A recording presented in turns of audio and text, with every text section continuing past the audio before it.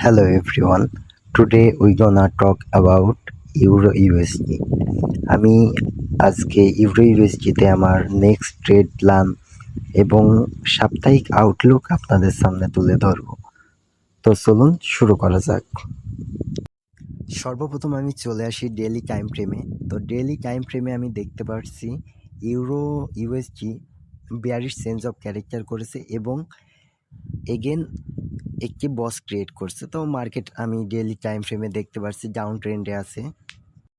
এখন আমি 4 our time ফ্রেমে আসি। 4 আওয়ার টাইম ফ্রেমে দেখতে পাচ্ছি মার্কেট ডাউনে মুভ করছে, অর্থাৎ ডাউন ট্রেন্ডে আছে, কিন্তু আস্তে আস্তে মার্কেট পুল ব্যাক করে উপরে যাচ্ছে।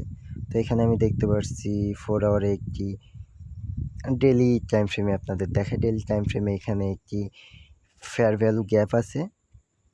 এবার আমি 4 আওয়ার যাই। 4 আওয়ারেও ওইখানে আমি দেখতে পাচ্ছি একটি ইমব্যালেন্স আছে। তো মার্কেট ওই ইমব্যালেন্সটাকে ব্যালেন্স করার জন্য আস্তে আস্তে উপরে মুভ করছে, অর্থাৎ আপে মুভ করছে। তো এবার আমি 1 আওয়ারে যাই। 1 আওয়ারে আমি দেখতে পাচ্ছি মার্কেট বুলিশ স্ট্রাকচার ক্রিয়েট করে আস্তে আস্তে উপরে যাচ্ছে। তো এখানে আমি আপনাদের সুবিধার্থে মার্ক করে দিচ্ছি, এখানে একটি বুলিশ ব্রেক অফ স্ট্রাকচার। এগুলো সব ইন্টারনাল, এগুলো আপনারা যেগুলো দেখতে পাচ্ছেন এগুলো ইন্টারনাল। আমি যেখানে মার্ক করছি অল আর ইন্টারনাল। আপনাদের যদি আমি ডেইলি টাইম ফ্রেমে যাই তো বুঝতে আপনাদের সুবিধা হবে। সেটি হলো এই হাই থেকে, এই যে এই মার্ক করা হাই থেকে এই লো পর্যন্ত সব ইন্টারনাল। এখানে যত প্রাইস অ্যাকশন আছে এগুলো ইন্টারনাল। এখন আমি আবার 1 আওয়ারে শিফট করলাম। এখানে একটি ব্রস ক্রিয়েট করছে, মার্ক করে দিই আপনাদের বোঝার জন্য, এবং এই লোটা হলো আমার প্রোটেক্টেড লো।